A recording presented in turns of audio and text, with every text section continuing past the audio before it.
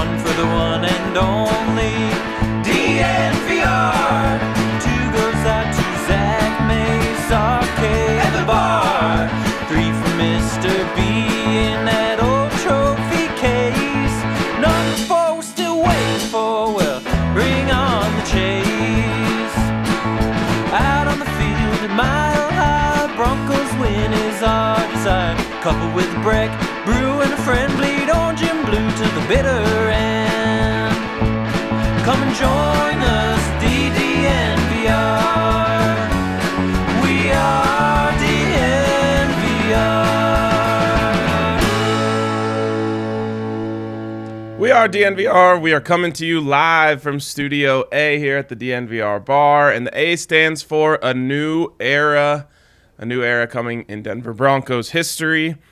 And welcome in to The Search 2021. 2022. 2022. Yeah. I feel like we need one of those like graphics that comes in. It's like, burr, burr, burr, burr, and it's like The Search. The Denver Broncos head coaching search 2022 edition. What's James Earl Jones up to these days? We can maybe get him to record the video. This is CNN. Yeah. This is The Search. Yeah, this is The Search. Broncos are going to get a new head coach very soon, or at least we think very soon. I guess George Paton did say yesterday that he learned in Minnesota, take your time, interview plenty of candidates. I got to admit, as much as coaching searches are stressful and the length of them only makes it more stressful, I agree with him. You should interview a ton of candidates. There's no rules on how many candidates you can interview or anything like that. So talk to as many people as you can. You know, the Broncos never interviewed Sean McVay during Sean McVay's coaching cycle. And I look back at that and I'm like, how is that possible? Because they were locked in on VJ. Exactly. So don't be locked in. And I don't know if that's necessarily the case. We'll talk about that here in a second. But I did like that he said, interview a ton of people,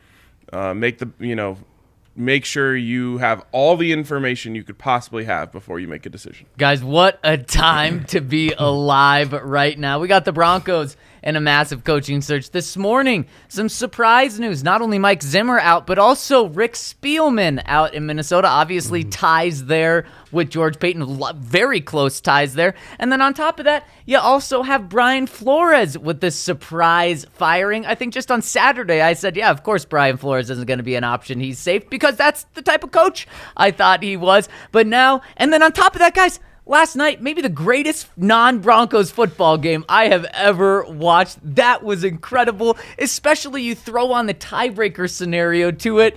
It was gold. What was a greater Bronco game than that, to be honest? I mean, just one. The drive. I would say DT to Tebow. And just personally, I think anything with Tebow, personally, those games hit harder. I would say, I'm not sure it could be greater than any Bronco game. What I know is that was the craziest game I've ever seen. I cannot, everything down to the field goals, scraping the posts as they go by, was just, it just had your heart racing for at least an hour and a half. Do you think that timeout at the end changed the Raiders' mind? Because I've seen things on both sides. In fact, one of the people who had the take on one side that it changed their mind is Derek Carr. After the game, he said, yeah, that timeout definitely changed our mindset. He said it changed their mindset. They did call a different play. So it could be that simple as changing their mindset. But that's changing the play. Mindset's bigger. There's all sorts of conspiracy theories. I saw did you see the video of Austin Eckler? And they're like, he's asking, were you going to kneel? And then the Raiders player says yes. And if you watch the video, there's no way that's what he was saying. It looks like he just says, really? And then he says yes. It could have been any conversation. So here's what I'll say is they were going to run the ball. They were already, it's not like they were about to kneel. They were in formation when they called the timeout, about to call a play. And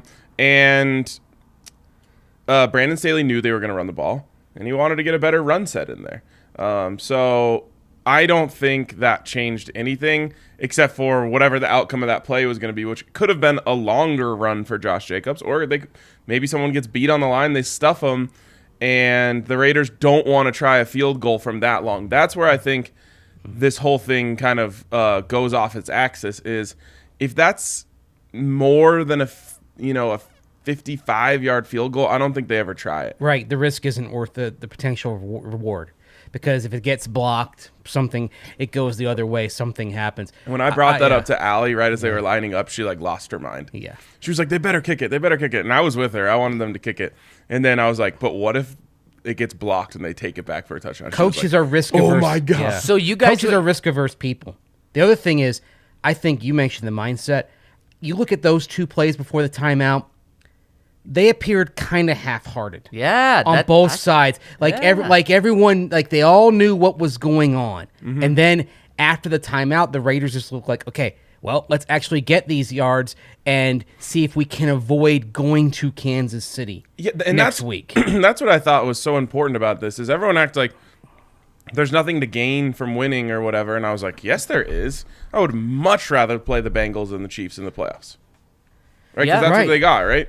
Yeah. They're taking on the Bengals now? Yeah, if the Chargers had been in the situation the Raiders would have been, I think the Chargers would have just kind of run it out because they only had kind of the one matchup. Yeah. And the that analytics. Was it. Right. Staley would be thinking well, we have 100% chance of going to the playoffs if we kneel this. But the Raiders had a pretty significant thing to gain if they won the game. I thought so too. Yeah. And I just thought, I'm glad that they kicked the field goal. You guys were rooting for the non-tie? I was rooting for the tie. Oh, I was rooting for the tie, but too. I can see why the Raiders, after the timeout, they took 40 seconds, and that's where I think not the play change, but the philosophy of, okay, let's not try to just grind this to the end. Let's see if we can give Carlson just a little bit of room. Why were you rooting for the tie? What payoff was that going to give? Because it would have been awesome. How often it would have been unreal. It would have been a meltdown. And honestly, I didn't want to see Ben Roethlisberger get in the playoffs. I agree. I think the Steelers of those three teams are the worst team as well. But on top of that, just the thinking to get to this position was so hard. The Jaguars had to beat the Colts and pull off that massive upset. That wasn't going to happen, right?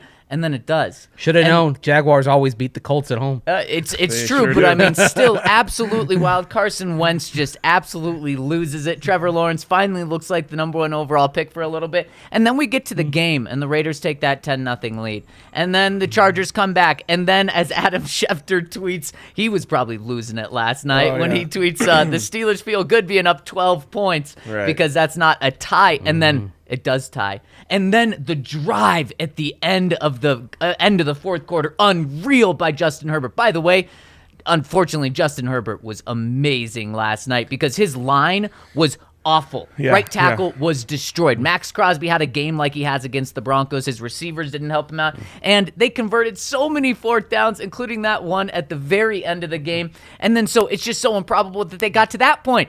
And then in overtime, they both kick field goals. And then you're, 2 seconds away from a tie? I mean, the odds of that happening were so improbable. We'll never see anything like it again. That's why I was cheering. It was the greatest season-ending day in NFL history. Yeah, it was 10 out of 10. I could never root for a tie under any circumstances unless it impacted my team. Like, if I was the Chargers, of course I would have been rooting for the tie on that side of it. But I didn't want them to purposefully avoid trying to win. If he would have just missed that field goal, I would have been like, wow, that's incredible. Yeah. But if they wouldn't have attempted it, I would have been mad. You play to win. You play to win. No, I disagree with that. You play to make the playoffs, and you play in that and tying. But you have a kicker who's never missed a field goal in that stadium, so it's not like. I'm not saying they shouldn't have not tried the field goal, but the end of the day, going into that game, you play to make the playoffs, and a tie guaranteed you that. And it was fun to joke around that they should all just kneel. No one expected them to do that. That was just a fun thing to say. But then when it got down to it, and it was like, oh my God, like they could actually tie this, and we could see this most improbable thing happen. When it got to overtime, I thought, okay, I wonder what this is going to look like here. Just like I was wondering if there was going to be a little sign between Bisaccia and Staley, where they both kind of take a knee and they're like, "Should we do that? Should we do that?" Yeah, I mean, I wouldn't have been surprised if I saw them run it three dives on each possession, punt, 3 dives, punt. Yeah, that wouldn't have surprised me. But I'm glad the Chargers are out. Of course you are. And that's a pizza bet win for your boy. In case you didn't remember, Zach and I had a bet before the season. He said over 10 wins. I said under 10 wins. We said 10 wins would be a tie. And there it is, 9 wins. 9-8. Well, how about that? So we pushed on the season. We did. Yeah, You the got your Chargers have to- Patriots. yeah. I got. I guess my Chargers. Whoa, They're my we- Chargers because that's another reason why I didn't want the tie. I had like 4 units on the Raiders. There we go. They have to ask themselves, how did we miss the playoffs with Justin Herbert having the kind of season that he had? He was also 34 of 64 last night. That's insane. Well, a lot Basically, of at the end of those the game, he were only 4 completed times. passes on 4th They were down. playing the fourth down offense on that drive. It's like, They okay, were. we're just going to muck around on 1st, 2nd, and 3rd down and going to bail ourselves out on 4th. And that's why the drive felt like it took an eternity. And then you have a couple of replay reviews. Yeah. It was insane. It The added Raiders to the should be tension. embarrassed that they allowed that 4th and 21. Absolutely. Like that just can't happen. That's what we'd be talking about if the Chargers had won this game. Of course. Okay. We could talk about that game all day long. But that just shows you what a time we're in. And then tonight, we got the national championship game. This is an incredible time in the NFL and football. I believe the Avs have won 12 straight at home. How about that? So we got that going for us. Nuggets kind of getting it together a little bit. Now, of course, they had another little collapse last night, but then they figured it out and fixed it. So it is a great time. And, of course, the Broncos always front and center, especially in Denver because they're always interesting. So what are they going to do? We got 2 things we want to talk about today. What are they going to do? What do we want them to do? We're going to start with what are they going to do. And while it doesn't make for the best podcasting, I kind of have a feeling we're on the same page about this one. So I said it after our show yesterday. I want to listen to what George Paton says, and then I'll be ready to make a prediction. And I had a person in mind before the show or before the press conference, and I almost felt like he was just telling me, like just knocking off all the points you would have needed to stay with that person. And this is an interesting one. I don't think a lot of people like it, but I'm more open to it maybe than them. So should I just drop my prediction right now? Absolutely, Yeah. because it's the same one that I think we all have. Dan Quinn. Yep. Yeah. This is a guy who was connected to George Paton. Was that 2 years ago when the article came out that the two No, of 7 years ago. Oh, okay, 7 It was years when ago. Dan Quinn got hired by the Falcons in that cycle.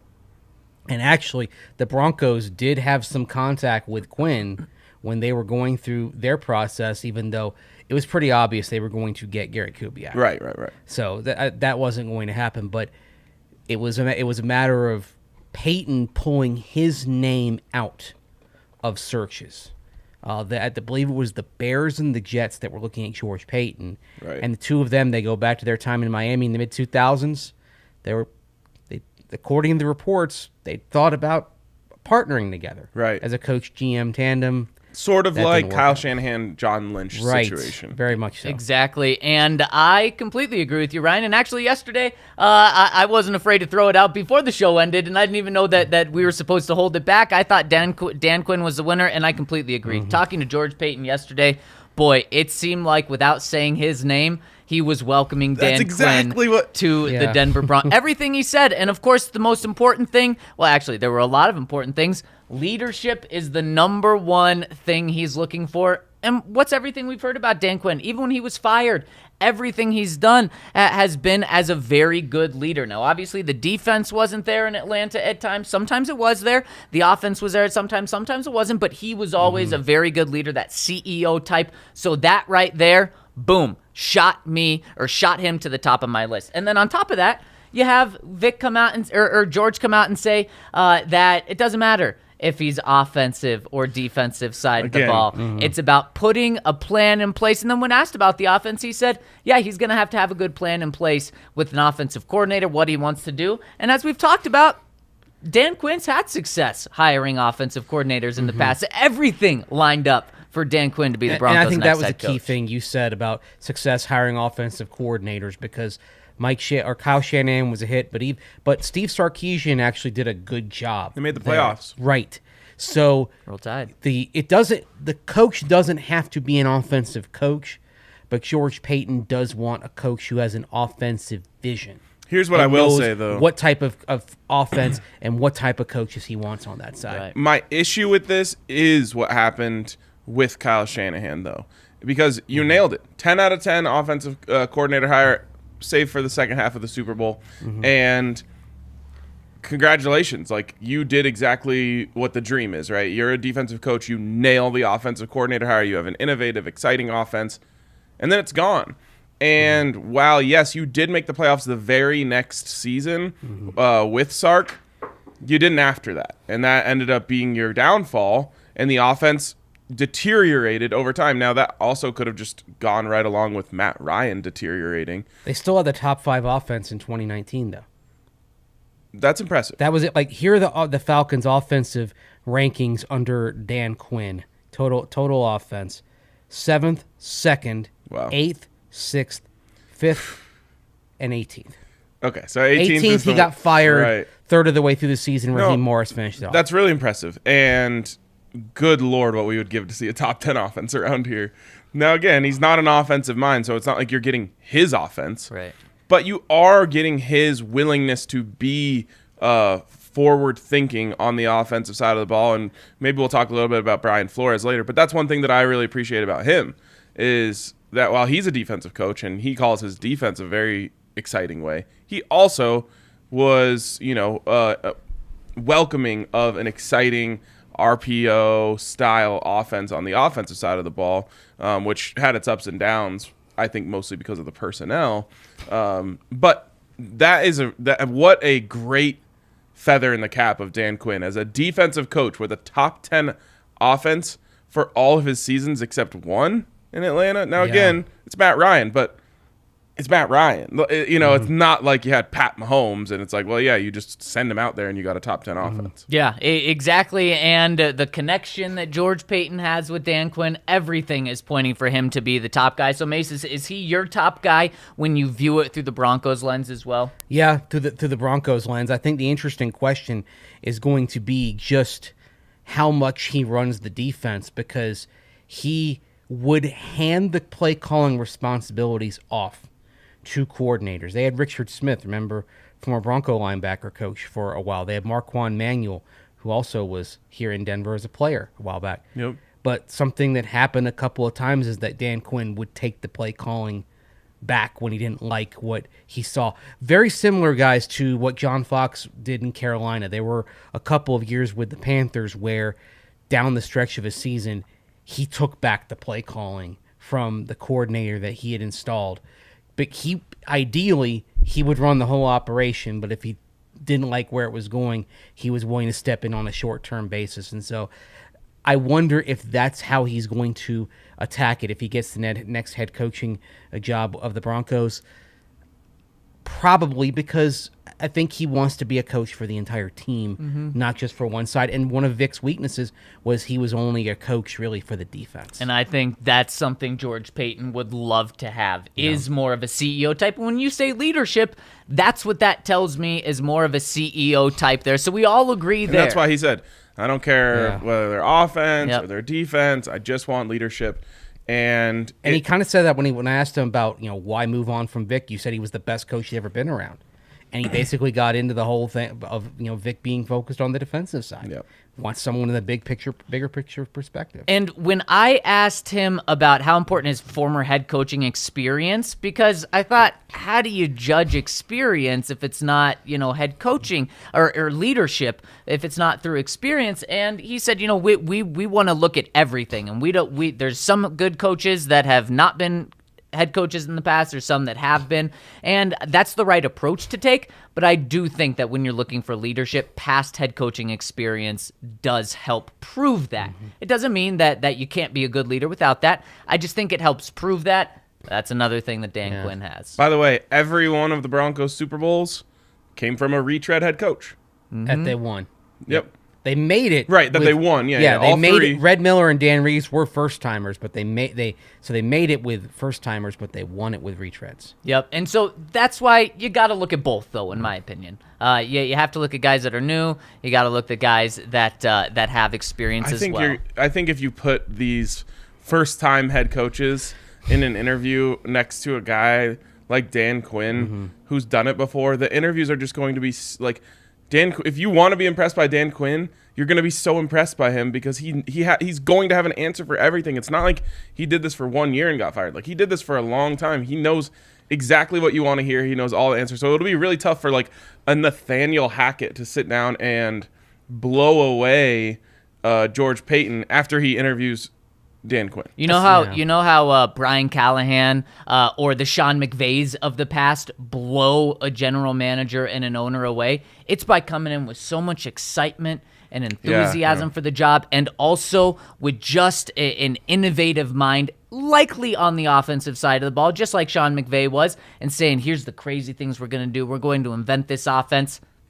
That's not something that George Paton's looking for. Like, sure, if Dan Quinn came in and was the leader he is and also came in with all this excitement and also came in with this great new offense, that's a plus, but that's just not going – he's going to be hitting marks over here that are valued way down here. Right. So I agree. I mean, Dan Quinn easily is the front runner. He's going to come in and he's going to say, look, I've done this once before. I found Kyle Shanahan and I brought him up. And then he's going to say, there's this other guy, Mike McDaniel. He's right out there. He's worked under him. I can't believe everyone's been looking over this guy for so long. He's going to come in and call my offense. He's from around here, and he's worked for Dan Quinn. Right. He's worked for me. Exactly. I know what he's like. Man, we're going to have to dive into that later when they're looking at offensive coordinators. And then maybe he says, I'm getting Brian Flores as my defensive coordinator. No, he won't do that. Yeah, right. My one request. Mike Zimmer, come on down. I don't think that either. I think it'll be some person on his staff in Dallas. Well, potentially. The other question is, do you think George Paton brings in Rick Spielman as an assistant GM? Oh, yeah. We'll talk all about it. And then also, I mean, Ed Donatel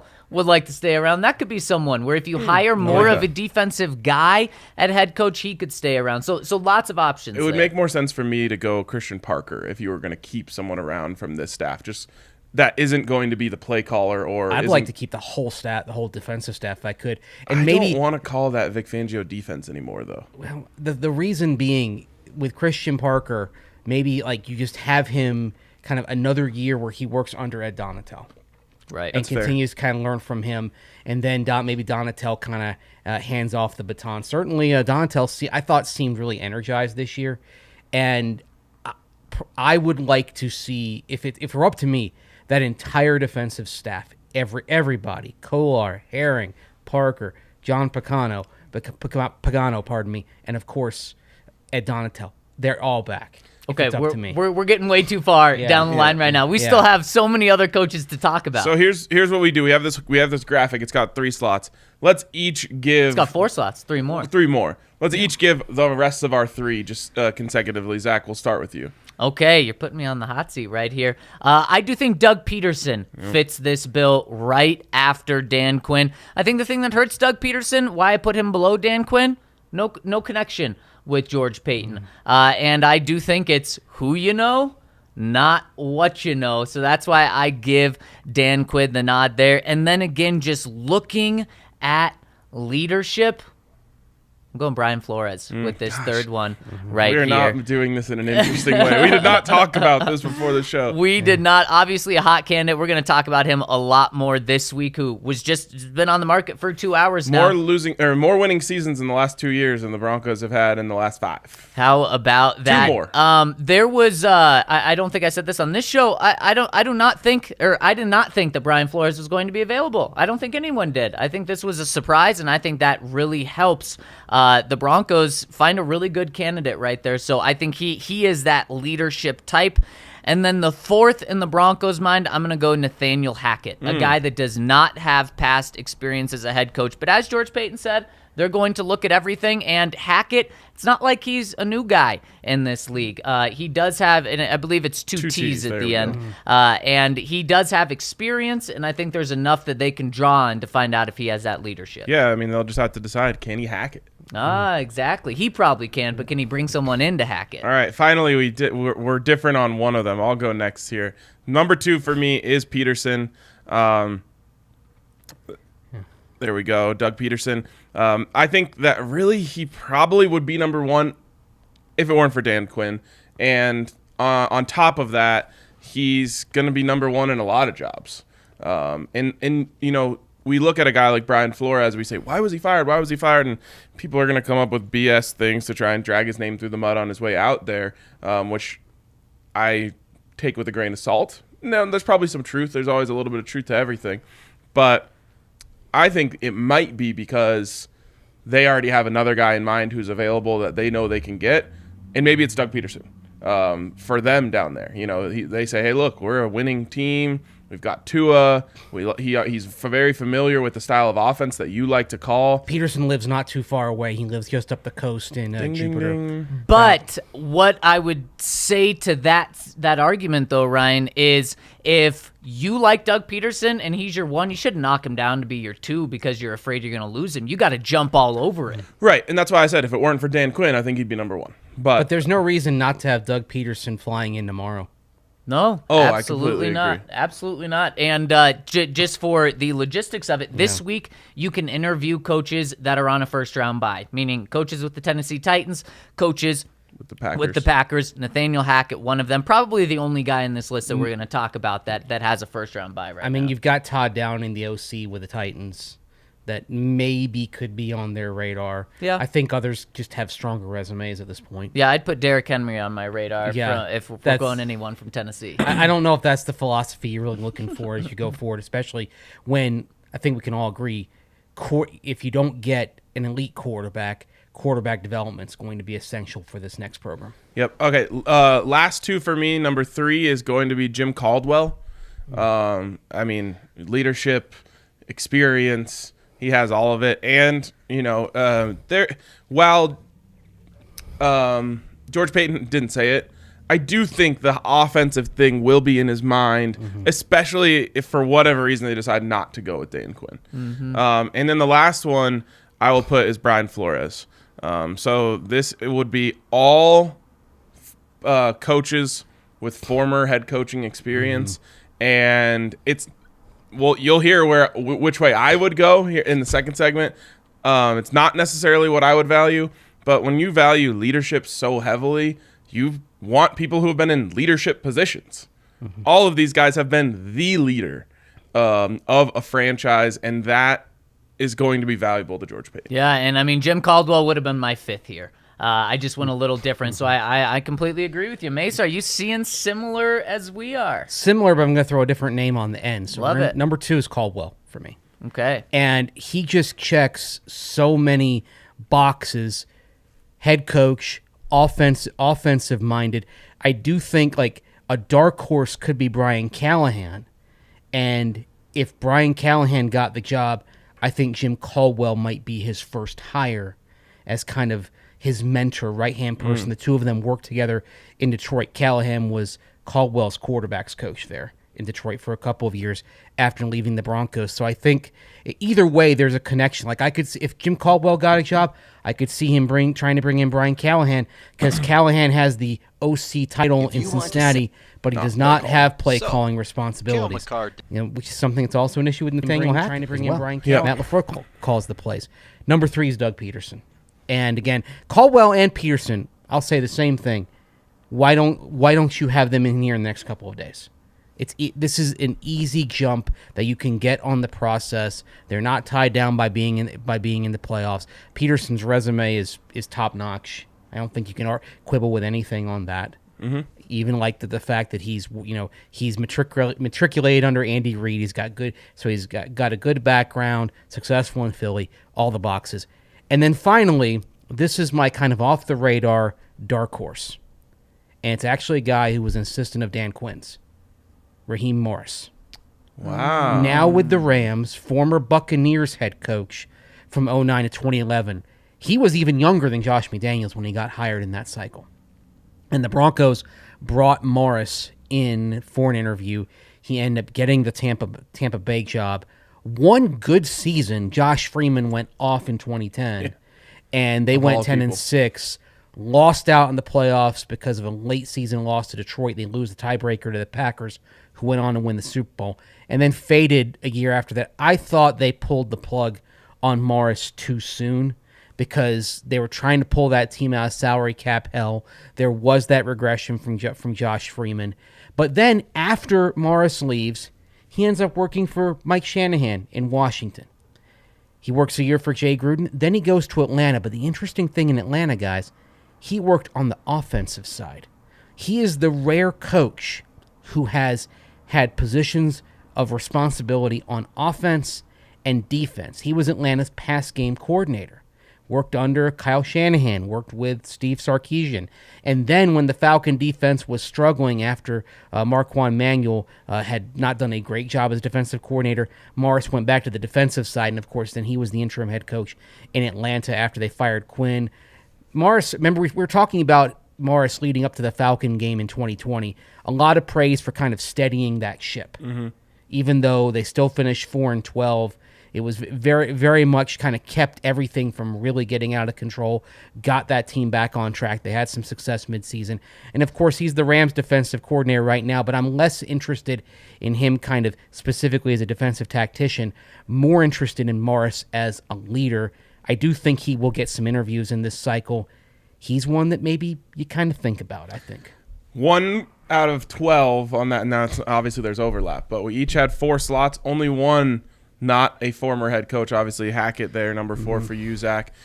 It just feels like the Broncos are in that position where you hire a former head coach in this cycle. You know what I mean? Like, you've done it. You tried it with VJ. You tried it with Vic. It's not working. This is your John Fox hire where you take the guy who knows what he's doing. He steadies the ship. He gets you back to relevancy. And then maybe you go and hire the guy to get you to the next step. But it does feel like the Broncos are in that former head coach comes in and steadies the ship. Who's the foxiest of these hires? I think it's the first Caldwell. Reaction was I Caldwell. think so. Yeah. Yep. The adult in the room. Yep, exactly. And one of the things that Caldwell can do, not only being an offensive guy, but I think he will repair some of the relationships that had become fractured between head coach and some corners of the locker room. Yeah, That's I something think that a lot Caldwell, of these guys would. The man management is something that Caldwell has always excelled at. And that's what leadership is. That's one of the things that George Paton's preaching right there. Yes. It'll be interesting to find out what steakhouse they take these guys to. Probably still Elway's. Absolutely. But when you bring in Doug Elway's. Peterson, don't bring him to Elway's. Bring him to Sweet Cow. Although if it's Raheem Morris you bring in, having worked for Mike Shanahan, does he say, I'm going to go to Shanahan's? Shanahan's, yeah. No, because Elway's in the building. Or still. Dan Quinn had Kyle Shanahan. Elway's still in the building, but he's not in the interview process. Yeah, but he's probably he's telling them, hey, we got your back. Go order whatever you want. George sealed the deal at Elway's. That's where they're going to go. They're going to Elway's. Which is better, by the way, Elway's or Shanahan's, in your opinion? I've only been to Elway's. I've only been to Shanahan's. Okay. They're both good. They're both great meals. I will say, I have Elway's steak seasoning in my cabinet. That's the only thing I use on steak. The seared ahi at Shanahan's is one of my favorite items on any restaurant menu in the world. We'll probably have separates time it for to me. break down the menus of Elway's and Shanahan's at a later date. Not today. Oh, this is the time to do it because this is steakhouse. We got a coach hiring going on. This is steakhouse season, fellas. And what if one comes in and says, Del Frisco's, Ruth's Chris? They don't get to choose. Beggars can't be choosers. One thing that I know that neither Elway's or Shanahan's has, at least if they do have it, it's not as good as ours, is a chicken sandwich. We got the best chicken sandwich around, especially from a bar. There are some really good chicken sandwich joints around here, but if you're going to watch a sports game and you want a chicken sandwich, you can't beat ours. I'm going to keep pushing this until all of you have tried it and tell me how right I was about how good our chicken sandwich is. But we also have great wings over here. The nachos, I'm a big fan of the nachos. Really top to bottom, the menu is really, really well done from a sports bar perspective. So come hang out. Watch the Avs go for 13 straight at home tonight. They're playing such great hockey. They're also taking on the Kraken, so that should help. And hang out, have some beers, be around people just like you. Probably be able to talk Broncos coaching search. with people before puck drop, and then talk hockey with them after that. So come hang out at the DNVR Bar. And you got to download the top-rated DraftKings Sportsbook app now, because tonight you can get on this, and this is the final time to get in on this offer as of right now, because you have a chance to turn $5 into $200 in free bets by placing a bet on either Alabama or Georgia to win tonight. And if that team wins, you get $200 in free bets to start off your account for new users over at DraftKings Sportsbook. And boy, that would be a perfect way to start off your account for playoffs coming up this weekend. So head to the App Store now, download the top-rated DraftKings Sportsbook app now, and use promo code DNVR when you sign up to get this can't-miss offer of turning $5 into $200 by picking either Alabama and Georgia, and whoever wins, you get those $200 in free bets. And of course, you must be 21 or older, Colorado only. New customers only. Restrictions apply. See DraftKings.com/sportsbook for details. Gambling problem? Call 1-800-522-4700. And fellas, we got to get to our DraftKings Sportsbook pick of the week. And I already previewed it. Last week, my pick of the week was taking Bama +3 for tonight because I thought that line was going to come down. And guess what? It did. It's now +2.5. Not as bad as I thought. The money line has not changed at all. +125. And so that's what I'm hitting for my DraftKings Sportsbook pick of the week, and you can boost it too. Every user over at DraftKings Sportsbook gets a mystery boost for either 5%, 10%, 25%, or 50% on tonight's game. I got a 25%, so I boosted that Alabama money line from +125 to over +150. So roll Tide. You know what? I thought you might go for a bet on a former Alabama quarterback because the Patriots are 22-1 odds to win the Super Bowl. Oh my God. You doing it? No. Oh, come on, Mace. If I were taking a value pick on winning the Super Bowl, I'd go Cincinnati at 16-1. I go Titans because they're going to get Derrick Henry back, and all bets are off after that. But Joe Burrow seems to kind of be locked in right now. He does. He's. Let's go. I got the 50% profit boost. Okay. Nice. But I'm actually going to stick with Raiders-Bengals, and I'm going to say the Raiders' magic runs out on Saturday. Bengals 6-point favorites at home. And 6-point favorites. They haven't won a playoff game since January of 1991. But Good point. I think the Bengals are going to get it done. They're going to get off the schneid here and get that first playoff win since literally Paul Brown was alive. Paul Brown was still the Bengals team president the last time they won a playoff game. Wow. He died, I believe, 8 months later. It's not as interesting because it's not a new pick, but I'm not overthinking this. Bama money line, putting my 50% profit boost on it right now. Punched it in. So what did it get to, 180? 187. Nice. Yep. Last time I bet on Bama as underdogs, the SEC championship They game beat Georgia. against Georgia. Yep. And they smoked them. Yep. So, yeah, that'll be fun. And you can watch that and the Avs here at the bar tonight. It's going to be quite a night. Sound for the Avs, though, Of course. because it's local. That's how we roll here. Yeah. All right. Who are the Avs playing tonight, anyway? Kraken. I cannot Up believe there that's a or here? team name. I love that. Huh? Up there or in Here. Yeah, okay. Here. Yeah. Kraken? Yeah. Crack it open? Hey, Kraken skulls. Crack them open. Yep.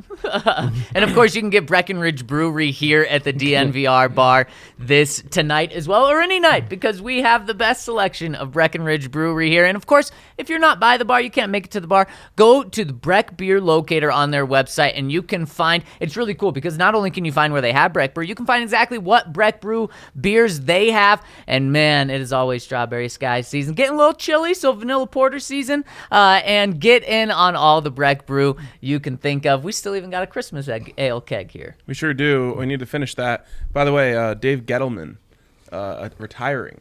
Oh, Yes. so that's the See, move I that's thought- going on Didn't in I New say York. that on the show? I was like, isn't he going to retire or something? That was, I mean, everyone kind of expected that.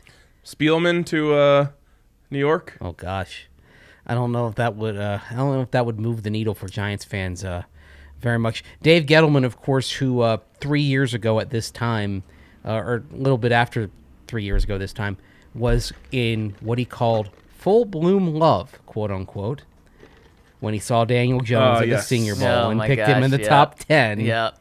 And Questionable phrasing. it's been downhill since. Anthony Lynn has also been fired as the Lions offensive coordinator. What a fall from grace he's had. I mean, just 1 year ago, the head coach of the Chargers, and now Not even an offensive coordinator. You knew that was coming after they stripped play calling responsibilities from him Yep. earlier this season. Man, for him, if you get your quarterback as a head coach and you can't stay alive, you really screwed something up. Yeah, it's very true. Yep. But, oh well. All right.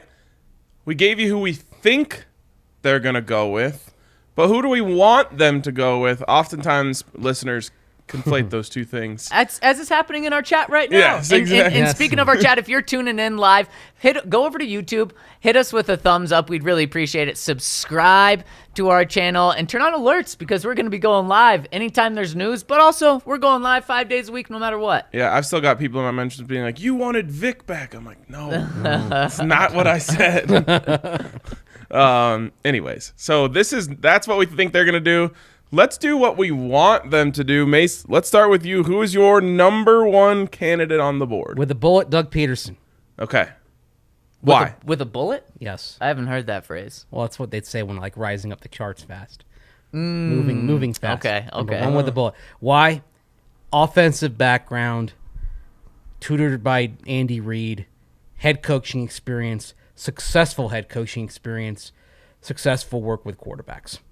And leadership. He was loved by players there, Right. and that's why, just to, get this over with, he's my number one as well. And he is my number one as We gotta well. stop doing this. And the reason for that is, what don't you like? Literally, the only thing that you wouldn't like about him is if you want a defensive guy. And as following the Broncos for the past 5 years, I don't want a defensive guy. I want the offensive mind, and he has it all. Like you said, Mace, he not only found a quarterback, but then developed Carson Wentz, had the best years of Carson Wentz's career under him, and then did the same with Nick Foles and had success with him against Tom Brady and Belichick in the Super Bowl. There's nothing not to like about Doug Pederson. And he didn't do that stupid crap that coaches do where they're like, we're going to call our offense no matter what. No, when Nick Foles came in, he tailored the offense directly to Nick Foles and got himself a ring because of it. There are people, I guess the Doug Pederson naysayers are saying, well, he never had success once Frank Reich was gone. And you can have that take. Didn't they go to the playoffs twice without Frank Reich? I think they Yes, did. they did. Yeah. They literally did.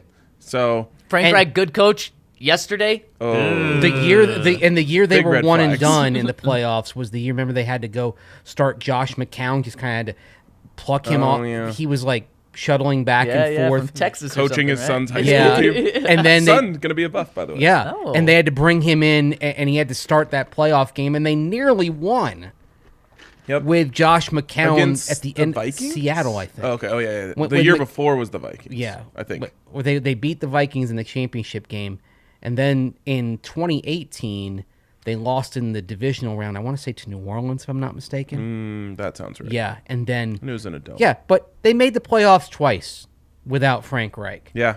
So And- I don't buy the whole thing that he can't win without Reich. I think that's hogwash. It felt like they really got bit hard by the injury bug in those seasons following They did. the Super Bowl season. And like it was, your left tackle was going down. What's that guy's name? That he was like Lane been there Johnson? forever. No, Lane Johnson also getting injured. Yeah. The left tackle Jason was- Peters. Jason Yes, Peters, yes. right. He's going down. They had several injuries on the defensive side of the ball.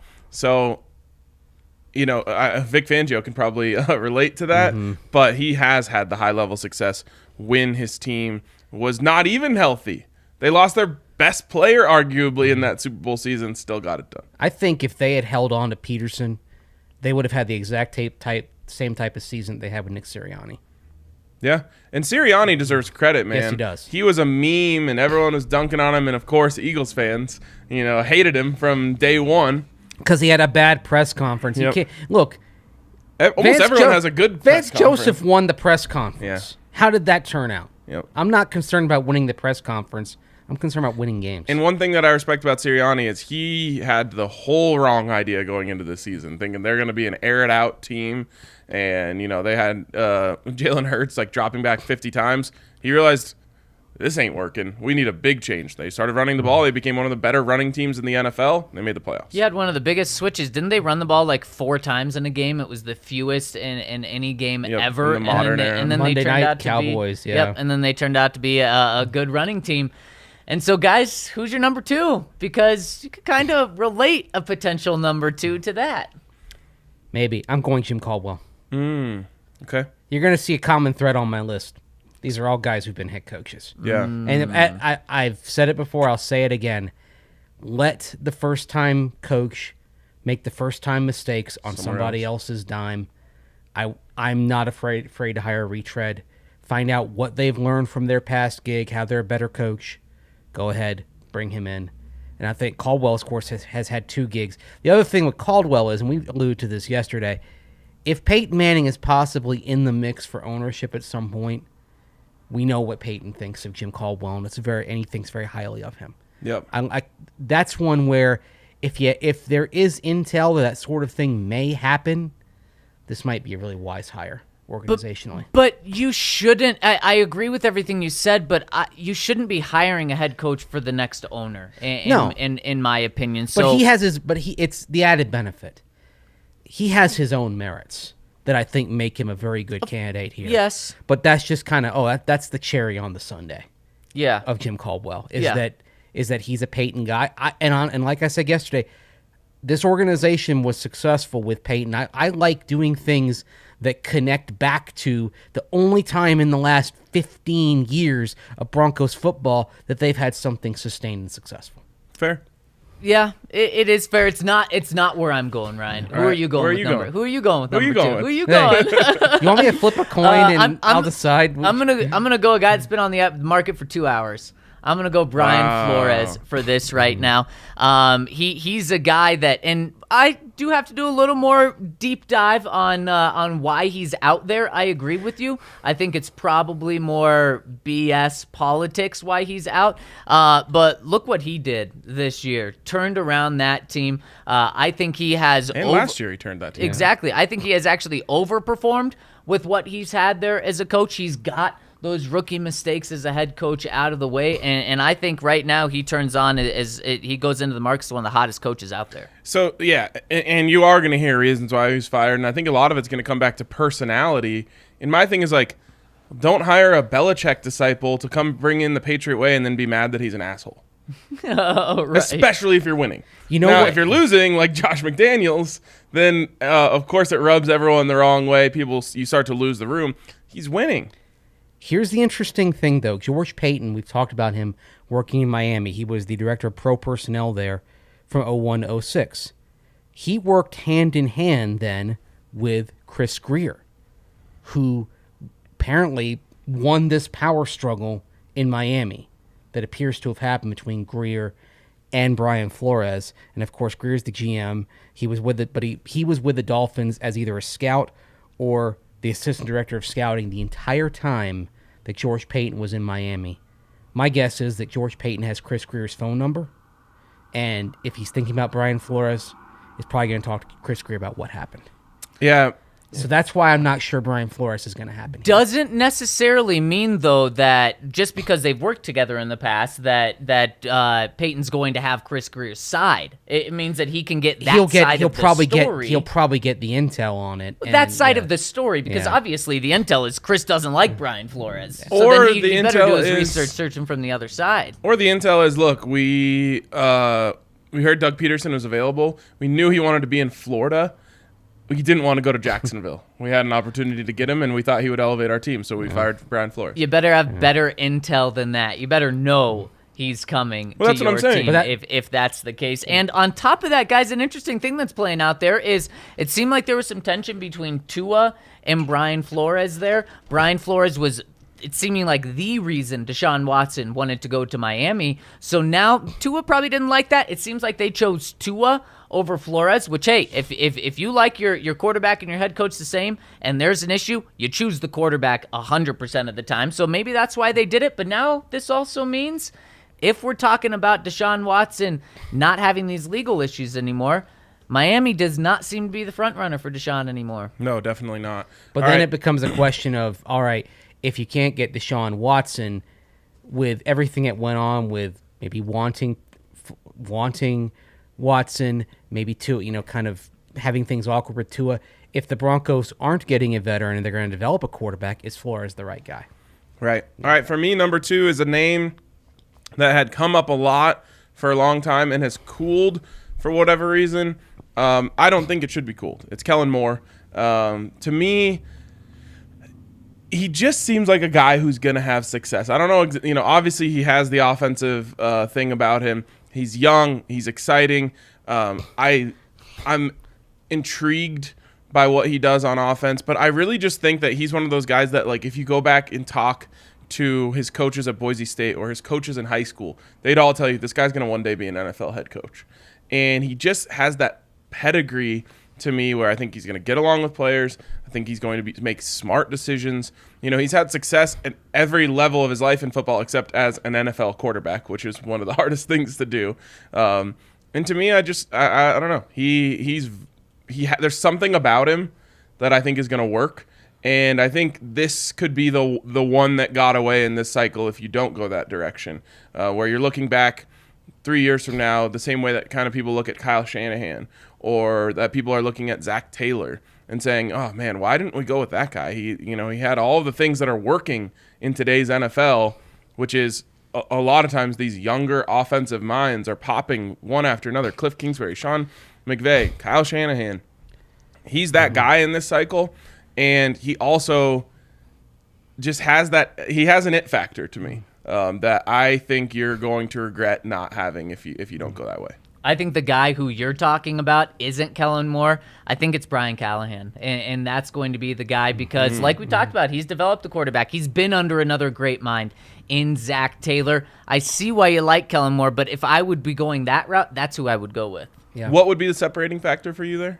I just look at everything. I mean, he didn't develop Dak, and again, this isn't a knock on Kellen. I'm not trying to bring him down. It's just proving he can prove something that Kellen hasn't been able to. Yeah, and that's fair. And you definitely have to have hesitation with Kellen Moore because of what he has at his disposal. It's Dak. It's Zeke.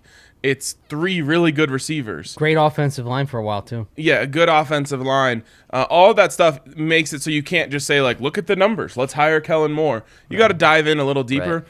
But I just look at that offense and the way that they get the ball to those weapons, and I think, man, how great would it be to see the Broncos get the ball to their weapons the way that offense does? Something right now that after listening to all 3 of our number 2s that is so apparent to me is this is a one-man class, in my opinion. It's Doug, in my mind. It's Doug Pederson and then a pretty big drop-off. For me, personally, these 3 guys we've all talked about, they're fine. Even my number 2, I'm not head over heels for Brian Flores. I want offense.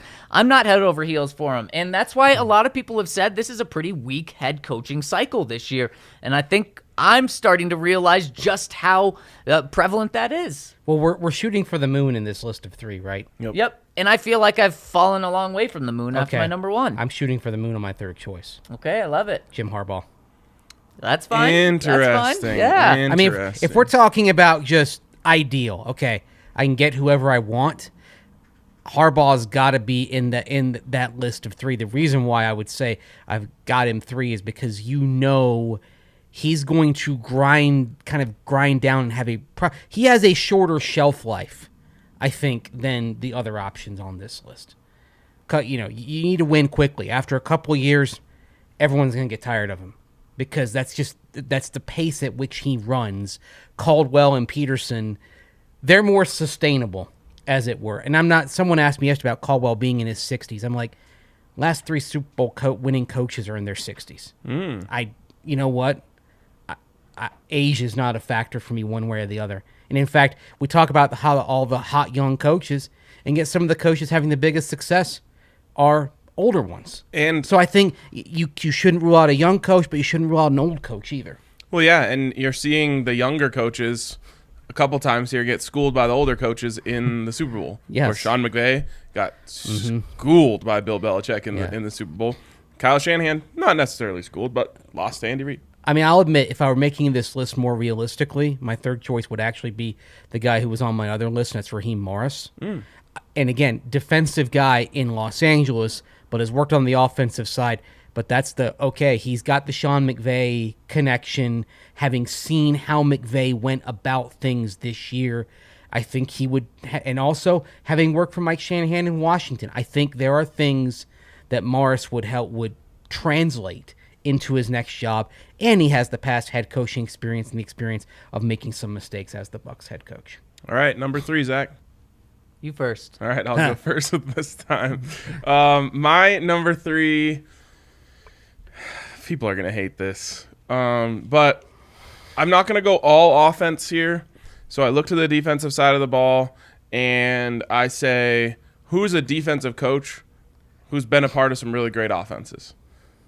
And it's the guy who's number 1, I think, on George Paton's list, too. I'm going to put Dan Quinn in here. I think that Dan Quinn is going to be hired by someone, and I think when that happens, he's going to have success there. And I think that's probably going to be the Broncos. So this, I know, I understand why this doesn't excite people. I understand all the people saying, how could you go defense again? I'm with you. If you're going to go defense again, at least go with a guy who's had some serious success on the offensive side while he is the defensive coach. My one request, if Dan Quinn comes here, I want backwards hat Dan Quinn, even as the head coach. Oh, I'm fine with that. Absolutely. Give me backwards hat Dan Quinn on the sidelines while he's coaching the Denver Broncos. You don't, be you. Just don't tell Colin Cowherd. Yeah, just don't tell Colin Cowherd. Hey, backwards hat works on the Broncos sideline because it's a west sideline, right? So the sun is kind of blocking south your and neck. west. You're Yes, right. it's backwards hat on that side is actually really smart. Only you could think of it in that way. Vince. As somebody who does turn his hat backwards when the sun is in a certain direction, I'm going to defend backwards I hat. want to see backwards hat Mace. I don't a think little I've more. ever seen backwards hat Mace. I've seen bucket hat Mace. because we're not in an environment where I've got to choose like, okay, I've got to shade one side or other because we're doing this inside. And then for training camp, I wear bucket hats, so it's all covered. But there are times like at baseball games and stuff, oh, the sun's behind me, and just like that. How about that? It's a function thing, and I support it entirely. Well, you got a light behind you. Maybe you need to protect your neck from that. Dan Quinn I'll just be looks like okay. such a football guy when he puts he- on the backwards hat. He looks great. And guys, the third I'm going to go with right now, and one thing we're going to do is we're going to update these boards. We may update them daily if we get a change of heart, and I expect my 2 and 3, maybe my 1, but my 2 and 3 to change a lot. And for this first one, I have to get a young offensive mind in here because what have we been banging the table for? Just that for years. Young offensive mind.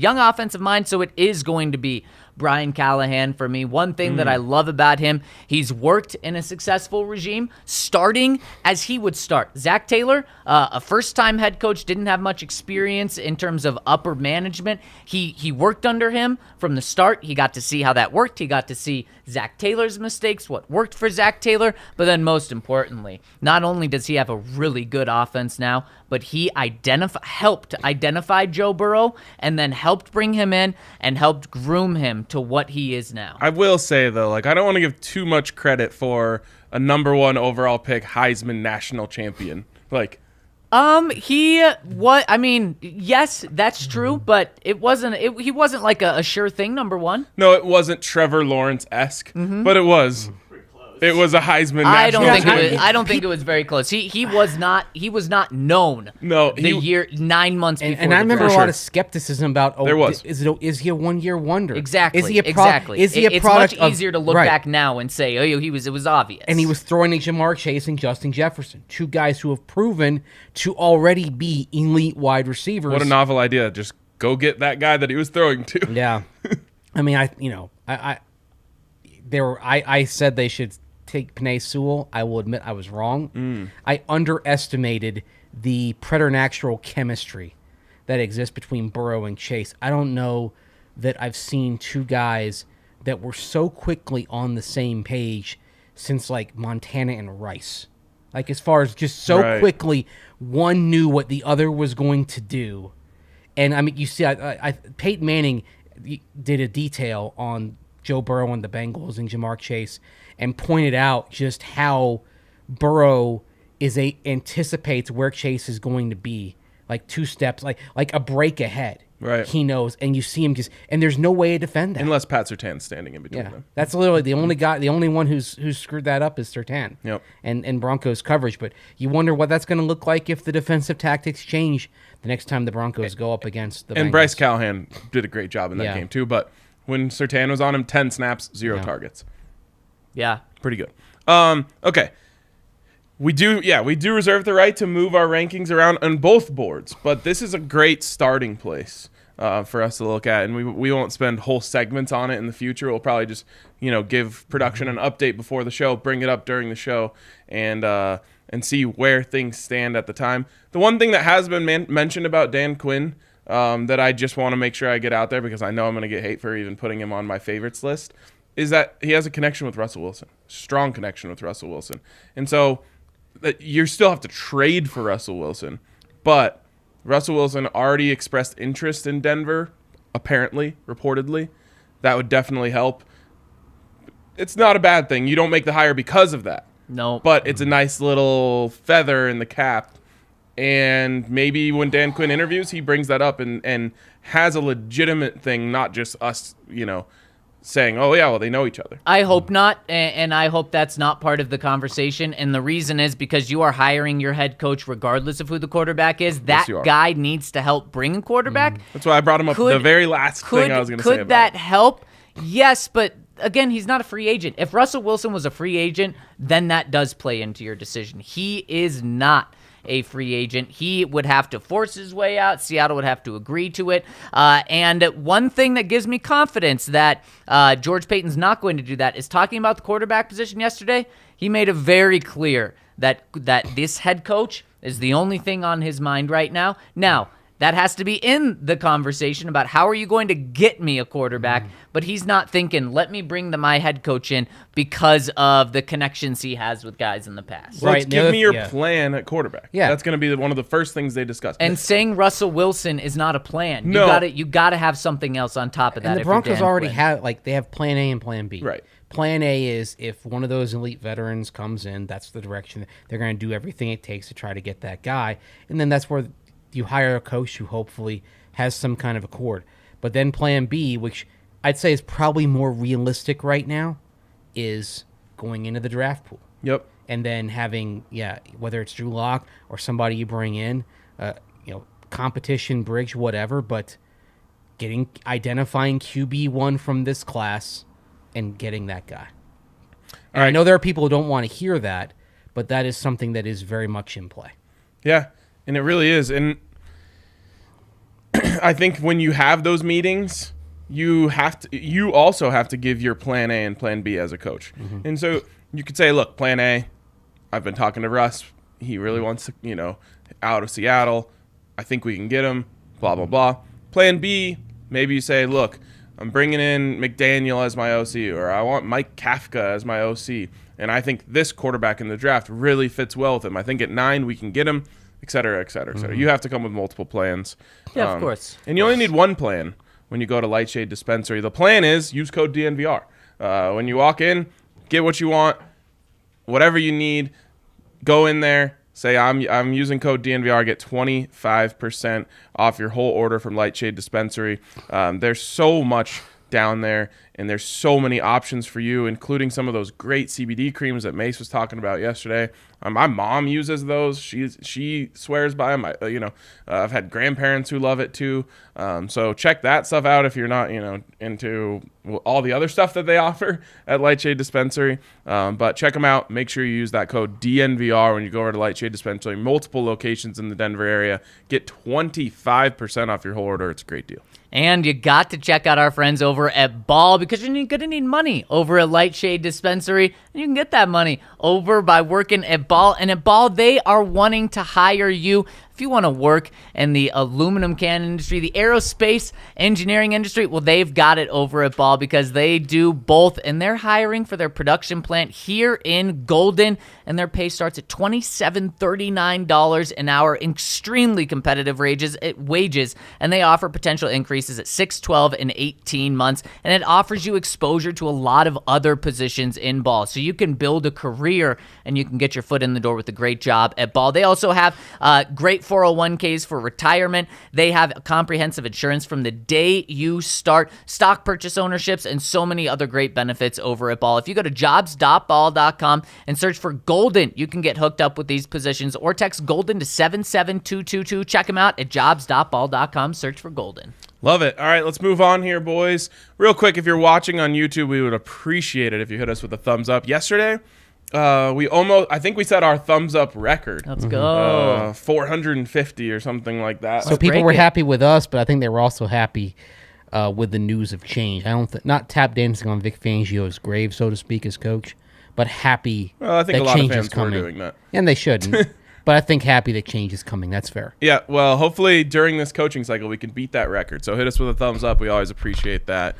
Subscribe so you don't miss out on any of the content that's coming in the next few weeks. And yeah, appreciate you guys and appreciate all of our listeners. Do we have any super chats we need to hit, Kale? Not yet. Okay, cool. Let's get into comments from the listeners. I don't think we have time for all of them today, but we'll try to get as many as we can. First one coming in from Mile High Till I Die. More and more, I'm starting to think that if we can't land Russell Rodgers in this offseason, that Drew Lock will be our starter next year. We'll go and get a quarterback in the draft, and Drew Lock will start while the rookie develops. In the front office, we'll hope Drew plays well so we can trade him when our drafted quarterback is ready to start, especially since Fangio and Shermer are gone, and they had it out for Lock. Why would we spend $10 million for Andy Dalton or Tyron Taylor when they have cost-controlled in-house bridge quarterback? I kind of hate the idea of another bridge year, but I hate it less than bringing in a washed-up old quarterback for a bridge year. Actually, after listening to I'm going to do this often. After listening to George Paton talk yesterday, I think he's out on the entire quarterback room. When talking about Drew Lock, Didn't even say either of their names, did he? He said Drew. Okay. And when he talked about Drew, he said, "Oh yeah, Drew's going to be around next year." Or he said Drew's under contract for one more year. That's not a singing endorsement for him. Like, yeah, we really like what we saw from Drew. And instead of saying all the good things about him, he said a quarterback has to win. And Drew Lock did not win. So, I mean, people got really frustrated with Vic's comments throughout the year about how he wouldn't say anything good about Drew. If Vic said those comments yesterday that George said about Drew, people would be furious. So, I think they're going a different direction regardless of who the quarterback I is. interpreted those comments the exact same way as you did, especially the comment about a quarterback having to win, and I'm like, oh, boy. Let me just ask you this, though. The trend on Drew Lock in terms of you're saying – is the team winning with him out there? No, they're not. And we talked about the fumbles yesterday. I forgot about the one against the Raiders. It was against the Raiders, right? On the zone read. So that's... Bengals. Oh, sorry, Bengals. Yeah. So that's 3 games this year that the Broncos potentially lost because of a fumble in scoring range. Yeah. How is that? Like In the fourth quarter? Yes, in the fourth quarter. The Eagles one wasn't in the fourth quarter, I don't think. It was at the end of the third quarter. End of the third, So it was very close. It's a crucial time. Yeah. Crucial time, fumble, late in the game when you're going in to score. 3 games. They'd be in the playoffs if they won those 3 games. And Vic Fangio would be the coach.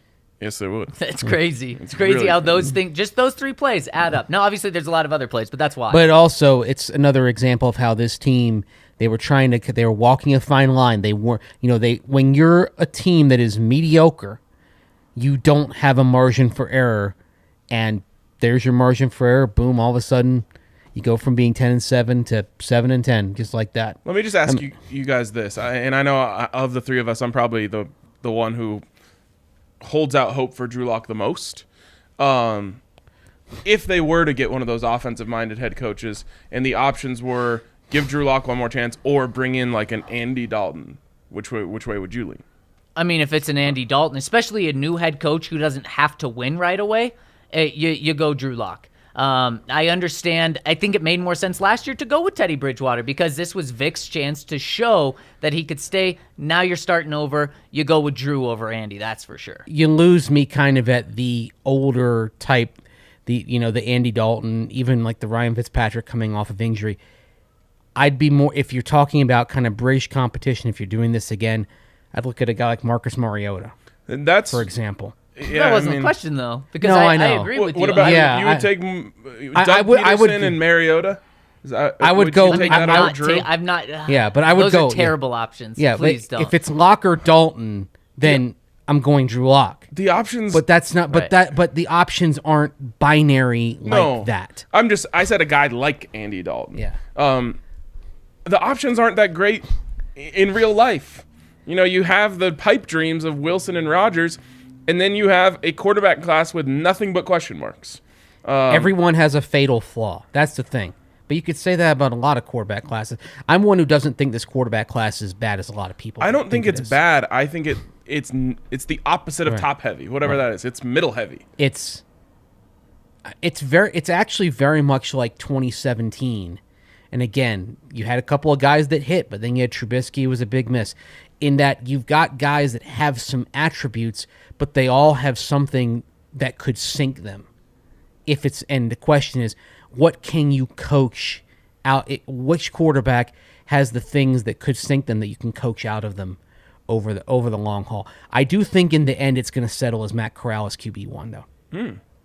Okay. When all the dust settles, I don't think it'll be a league-wide consensus like some years, but I think most teams will probably say he's the QB1 in the end. That's who's mine right now, I think. So He's mine too. It's an interesting conversation, and I hope it doesn't get to this worst-case scenario, but I do think there's a chance it comes down to, hey, do you just want to try one more year with Drew as essentially your bridge quarterback to get to next year, or are you going with another Teddy Bridgewater-esque quarterback? Or it sounds like hell. What about a Minshew?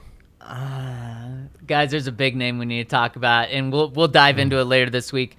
With the changes in Minnesota, Kirk Cousins is probably available. And there are reports that George Paton was very instrumental in bringing him there. You want to go to the playoffs? Yep. Gives And you a again, chance. that's a bigger conversation. You want to go to the playoffs? Haven't they only been in the playoffs once in 4 years in Minnesota with Cousins at QB? Yes, and it's not a guarantee. I'm just saying, like, if your goal is, hey, let's build a playoff team. They did have a top 10 offense. They did. Yeah, I wouldn't do. Oh gosh, we'll have a whole conversation about this. I can't stand Kirk Cousins, but you can make a case for him. Cosmo Kelly says, "Oh God." Super chat real quick. Oh, quick super chat from Rystan19. Thanks for the super chat. Oh, thank you for the super chat, Rystan. Cosmo Kelly says, "Oh God." I almost feel the same way about Dan Quinn and Leftwich as I do Russell Wilson. Big pass, but not quite. Yeah, you want some big passes? Yeah, Russell Wilson. I'm telling you, not the gems of this coaching cycle are Dougie P. and Kellen Moore. Trust me. Well, both of those guys are on my wish list. Mm-hmm. He says all three of these people. But he says not the gems of this No, coaching I'm cycle. I'm telling you not. I think he means like it's I'm almost telling like, you now, I think is what he meant to say. Comma. Or maybe I kid you not. I don't. That's what. Right. Yeah, Okay. Yeah. We'll see, Cosmo Kelly. You're taking bold stances, and I love it. Yeah. Broncology. Thanks, Vic. Great guy. I appreciate him and admire him. I'm also glad to see him gone. Yeah, That's a I fair think that's take. Those pretty can be fair. Very fair. Yep, probably a good way to look at it. PS2 says, all offseason we will be talking about getting the quarterback, but I feel like it will be all for nothing. Obviously, Wilson, Rodgers, and Watson will be the main focus, but the odds of us getting them are slim to none. Seahawks will probably let Pete Carroll go and keep Russ. It looks like the Packers have mended the relationship between Rodgers. Watson still has legal issues and seems like Denver is a preferred option. Once we miss out on these early quarterbacks, the only option is to draft one, but no one pops out. So I think we should trade back in the draft and accumulate another first-round pick. Select tackle guard Kenyon Green from Texas A&M this year and roll with Locke. In Locke's last 9 starts, he has put up 60.8% completion percentage, 13 total touchdowns, 7 turnovers, 88.9 passer rating, 53.2 QBR, and 221 yards per game. 2 of those turnovers came from last-second Hail Marys. If you average this into a 17-game season, it would be 25 touchdowns, 13 turnovers, 3,757 yards.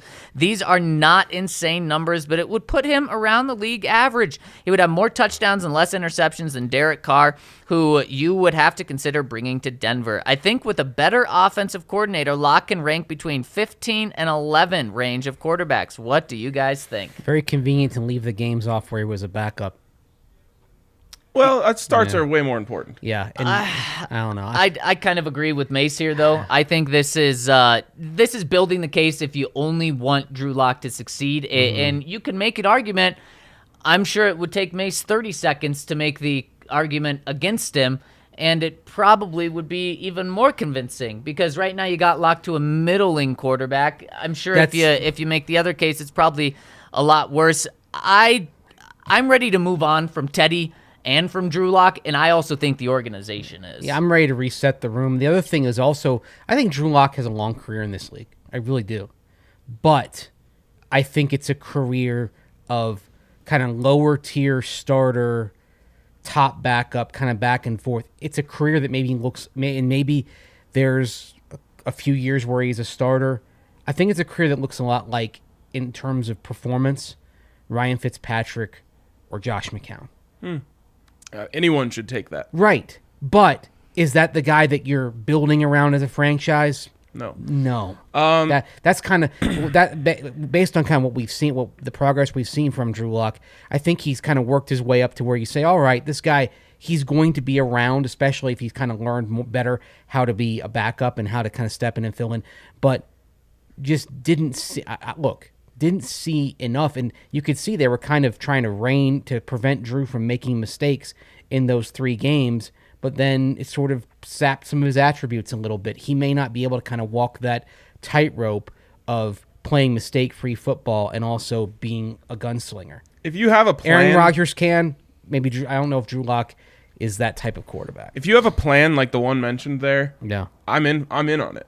Accumulate a first-round pick for next year. Get through this year. You probably want to lose some games. It's obvious what you're doing if that happens. Like if all of a sudden the Broncos trade down heading into the draft and they pick up another first round pick, or they keep adding assets, then we can suspect what the plan is. And I think everyone can kind of hold tight and say, all right, they're looking to move up in 23. They're looking to take their shot at Stroud or Young. That's a plan, and that's valid. That excites me. The idea, it's easier to say now when there's not games being played. It would suck going through another year of the Broncos being bad. But Or worse, mediocre. right, it's like, do you want Bryce Young and whatever comes with that, or CJ Stroud, or do you want Kirk Cousins? Because that's the other option. You can get that instant gratification with Kirk Cousins of being decent or being respectable and a competitor for the playoffs right away. Or you can take the long view, and unfortunately, it doesn't feel like this class has the middle ground there, which is take a quarterback this year and get the instant gratification right away. Kenny Pickett very well could walk into the NFL and be very good. Absolutely. Right now, it doesn't feel like any of those guys are that guy. One of these quarterbacks is absolutely going to be good. It's just this whole draft class, it doesn't look like there's going to be 5 quarterbacks that picked in the first round that you feel great about. There's going to be huge questions around all of them, but one's going to be really good. There's going to be a Christian Ponder in this group. Ugh. Yes. And George Paton of the knows Vikings. all about that. Yes, he does. Because they picked him in round 1. They probably reached on him back in an otherwise great 2011 first round. That at quarterback was kind of, that was the Jake Locker, Christian Ponder, Blaine Gabbert. Yikes. Next one's from Bronc Oilers. The one thing that gives me a lot of hope is the philosophical contrast between Peyton and Elway when it comes to the coaching search. The one thing Elway laid out right off the bat is he wants an expert, elite X's and O's guy on one side of the ball. George Payton's bottom line is to bring in to a guy who can lead and motivate the entire team. This is not necessarily looking for any particular offensive or defensive expertise. Ultimately, it's the very fact that Vic's defensive acumen far exceeded his other abilities as a head coach that led to his downfall. And I'm really encouraged to see that Peyton is seemingly taking a more open-minded approach this time around. Dan Quinn and Jim Caldwell seem like the obvious fits to me, but I wouldn't be surprised if he gives some outside-the-box guys like Gerard Mayo a serious look. I would love it, and I think that's someone that's very high on many people's list. I think you look at him, but now I think with Brian Flores, I was going to say, literally yesterday we were like, oh yeah, that's following the Brian Flores model. yeah, and I think Brian Flores has now jumped him, at least in my book. Right. And Flores had a hell of a lot more coaching experience, too. I mean, Mayo's literally only been on the Patriots staff for 3 years. Of course, he played for 8 as well. But he's still... I like the idea. I just wonder if it's a little early. But at the same time, I think the other thing with Mayo is there are some Mike Vrabel vibes. Mike Vrabel, absolutely the coach of the year. I mean, the freaking #1 seed Without the best MVP. player, yeah. What about Rich Bisaccia? All they Yeah. overcame. I mean, He should get... Bisaccia should get some votes. And frankly, Yeah, hell of a if job. the Raiders are committed to moving on from him... They would be so dumb. I agree. Like, Keep him. yeah. I mean... You don't need some flashy, crazy. Look at the way that stadium was last way, night. Though, I know it the is. Flash. But I look at agree that with stadium you. last night. The stadium was packed. It's not like you need to energize the fan base. The fan base loves this guy, and they should. They love him. They love that team. Like they love the players on that team too. They love Carr. They love Waller. They really love Hunter Renfrow. Yeah. They love Josh Jacobs. Yeah.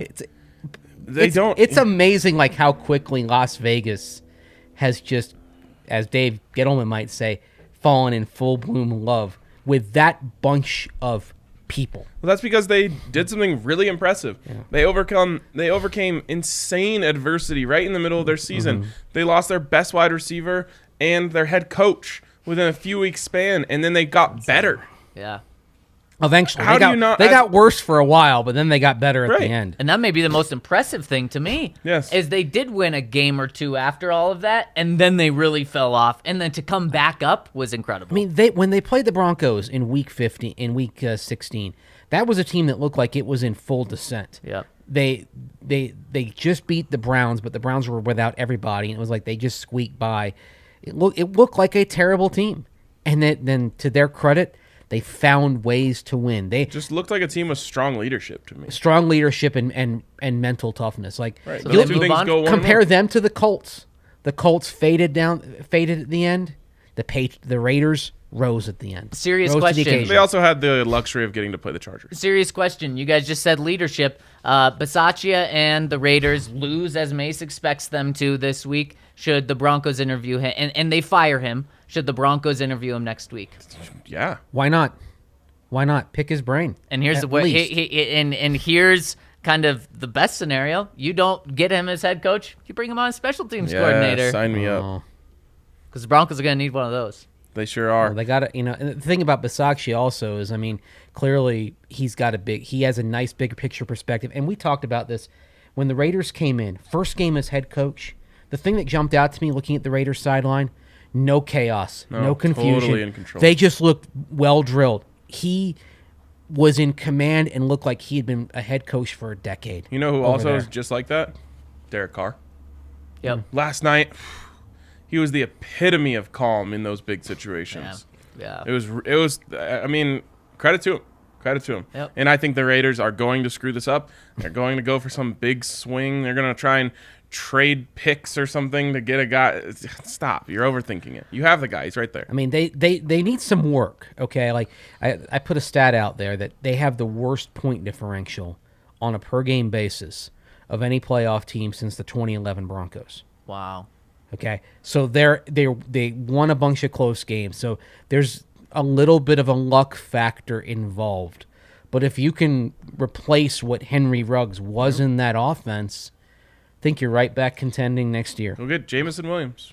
Yep, there we go. Yeah, Vic Fangio, defensive coordinator, help on that route. Speaking of Vic, last night it was on full display that his comments on Saturday night to your question, Mace, were just 100% correct. So right, so and right. The truth hurt even more last night watching it because I was having a blast with the game. And then, you take a step back and you're like, well, wait, if they tie, that means every AFC West team except the Broncos is in the playoffs. This sucks knowing the reality, but it's such a fun game. But it was an incredible game. I mean, I appreciate Vic's honesty. Yep. Well, he knew. I think he knew at that point it was going to be his last chance to say what he really believes, and he's right about it. Now, that doesn't excuse all of the mistakes he made, but if he had a quarterback, he'd be in the playoffs. Yeah. Yep. Yeah, 100%. Vic knew he was done then. Did you guys hear his interview with KOA right after the game before even he went into the press box or the media room? Yeah. He was asked, Vic, what's your future like? And Vic just said, my future's great. And that was it. Wow. Okay, he knows he's going to be okay. Yep. Next one from Lou Drock. We probably have time for one more after this one. Hey, guys, wow, what a 24 hours. Fangio gone and the number 9 pick secured. 2 questions for you. 1, do you think Peyton would at least inquire about trading for a head coach like Mike Tomlin, John Harbaugh, or Sean Payton? No. I don't think so. Yeah. No, I think Peyton values first-round picks exactly. a lot. 2, will the head coach hire tell us the direction of what quarterback path we're going down? Cheers, Charlie. You can give us hints, but I don't... Again, if you get Dan Quinn, maybe that tells you that Russell Wilson is your number one target over Aaron Rodgers. And if it's Hackett, it's Rodgers who's going to be the number one target. Right. But that's not going to Yeah. tell you what's going to actually happen because, again, it's a pipe dream. And we have to acknowledge that. It is a pipe dream to get either of those two quarterbacks. To me, you'd hire Nathaniel Hackett because he got a top 5 offensive season in Jacksonville out of a team that had Blake Bortles a quarterback. That's why you'd hire Hackett. Exactly. And let's say it's Brian Callahan, probably points more toward the rookie route. Yeah. Yep. All right, and then I think we have some super chats that we got to hit here. So let's hit those before we get out of here. From Rystan19, Mace, you need to support a good team like Liverpool. I mean, first place right now. I mean, Speaking of good, yeah, I think that's good right there. I've been there long enough to have been there for the bad and been there for relegation and been there for the good. I mean, There you go. just enjoying these moments. Is your mom a Man City fan? No, she grew up in a city called Bradford City.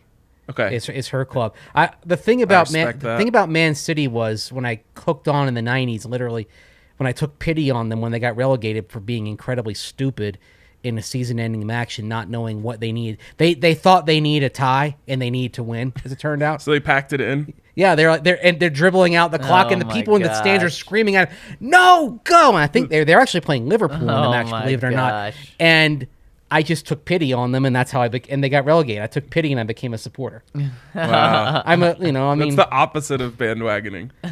well, Seriously. the Bucks were headed for their 14th consecutive losing season at that point. The Braves were great, but as a Bucks fan, I kind of something in Man City at that moment kind of just burrowed into my heart.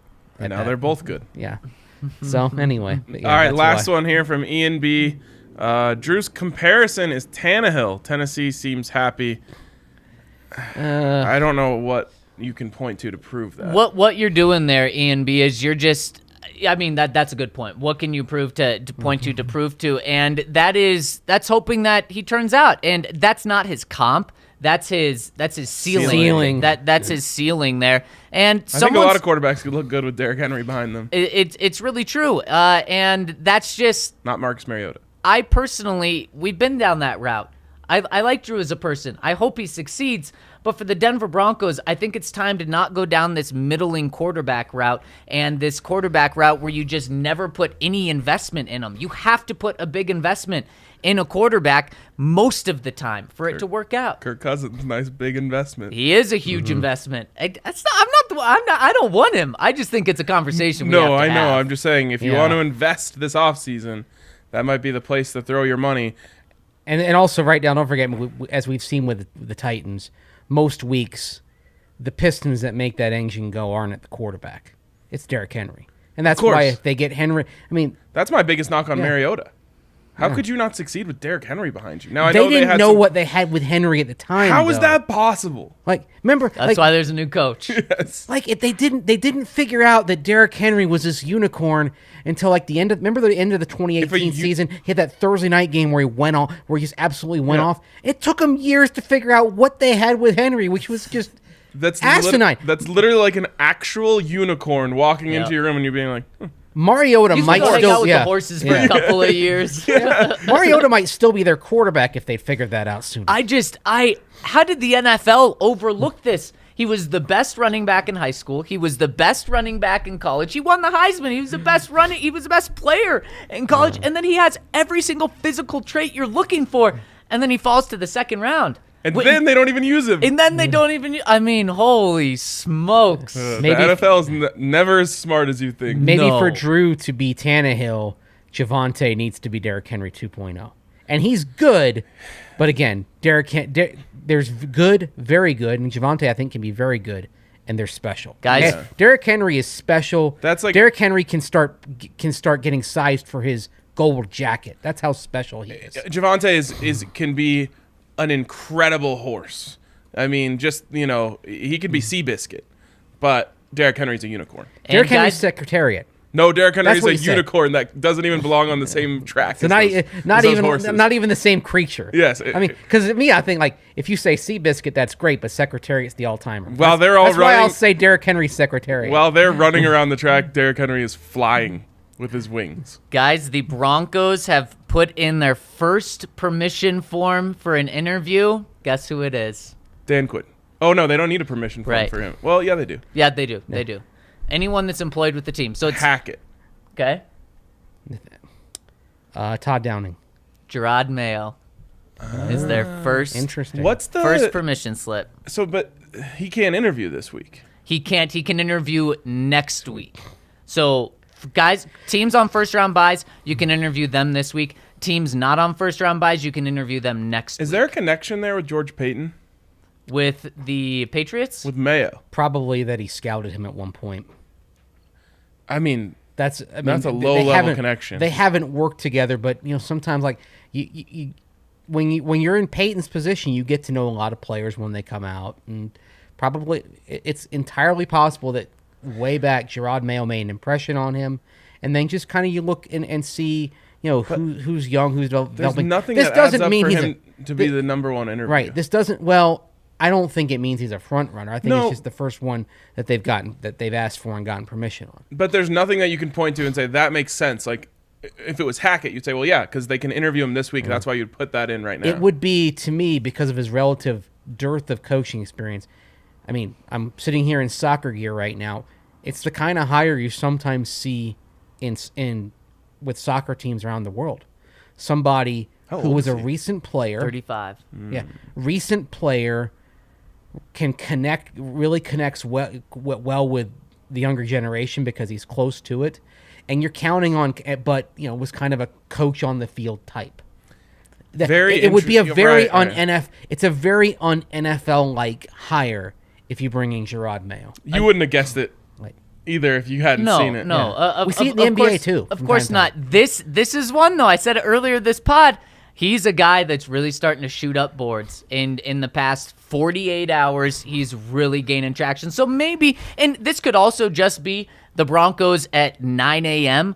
sent out requests for 10 people, and this is the first one that leaked. That could be the case. But it could also be the Broncos saying, we don't want to miss out on this guy. Let's be the first one to put in a permission slip, especially because so many teams move on to from their head coach this morning. Right, and maybe you're saying, like, let's take a swing with our first interview and just see if somehow this guy blows us away. If not, then we just move on quickly and we're on to the next. Yep. But maybe there's, things circulating that they're saying, like, he's Brian Flores with charisma or something like that, and people are like, oh, I could go for Brian Flores with charisma. Yep. What if the Miami Dolphins hire him? How funny would that be? There's no literally way. There's no way. Brian Yeah. Flores 2.0. But they just didn't like Flores. They liked everything about him except right, him. right. I mean, there's something to that because now Chris Greer has been with the Dolphins for a long, long time, but he does kind of trace his lineage back to the Patriots when Belichick was an assistant, when Bill Parcells was the head coach. We don't know when they're going to interview, just that they submitted a Correct. request. It can't be this week, but look, they weren't doing anything this week anyway, and like we've discussed, I don't think they, unless they get blown away at some point, I don't think you see the Broncos make a move until they've at least talked with Dan Quinn. Of course. Yeah, I agree. and maybe I he's agree. the last interview. Vic Fangio was the last interview. He sure remember? was. Sometimes that And he felt like the favorite all along. So Yep. we'll see. We'll see what happens. We'll definitely have more on Gerard Mayo tomorrow. And maybe the Broncos have put in more requests, and we can talk a little bit more about those guys. But for today, I think that's going to wrap it up for us. This was a long show, a great show. Appreciate all the interactions in the comments. Hit us with a thumbs up on your way out, and we will catch you tomorrow on the DNVR Broncos podcast.